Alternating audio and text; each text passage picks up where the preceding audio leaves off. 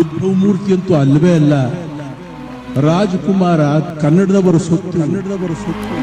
April 24, 1929 ಕನ್ನಡಾಂಬೆಯ ಮಡಿಲಲ್ಲಿ ಕಲಾ ರತ್ನವೊಂದು ಕೇಕೆ ಹಾಕಿದ ದಿನ. ಡಾಕ್ಟರ್ ರಾಜ್ ಎಂಬ ಮುತ್ತುರತ್ನ ಕನ್ನಡ ನೆಲದಲ್ಲಿ ಪುಟಿದೆದ್ದ ಕ್ಷಣ. ಸಪ್ತದ್ವೀಪವ ಸುಂದರೆ ಆಳಿದ ಸಾರ್ವಭೌಮ ಶ್ರೀ ಹರಿಶ್ಚಂದ್ರನೇ. ಕಲಾದೇವಿಯ ಅಂಗಳಕ್ಕೆ ಬೇಡರ ಕಣ್ಣಪ್ಪನಾಗಿ ಬಂದು ಕನ್ನಡದ ಮನಸ್ಸುಗಳಲ್ಲಿ ಶಾಶ್ವತವಾಗಿ ಸ್ಥಾನ ಪಡೆದ ಕೀರ್ತಿ ಕಳಶ ಡಾಕ್ಟರ್ ರಾಜ್ಕುಮಾರ್.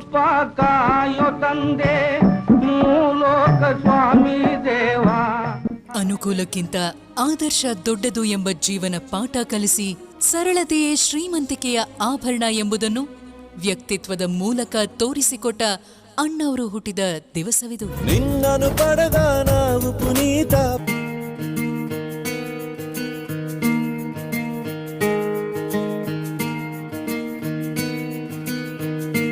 ಬೊಂಬೆ ಹೇಳುತ್ತೈತೆ ಮತ್ತೆ ಹೇಳುತ್ತೈತೆ ನೀನೇ ರಾಜಕುಮಾರ.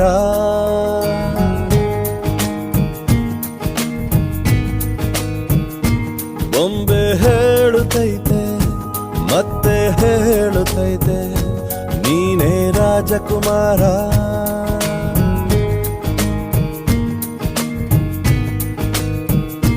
ಹೊಸ ಬೆಳಕೊಂದು ಹೊಸಿಲಿಗೆ ಬಂದು ಬೆಳಗಿದೆ ಮನೆಯ ಮನಗಳ ಇಂದು. ಆರಾಧಿಸೋ ರಾಜರತ್ನ ಆಡಿಸಿಯೇನು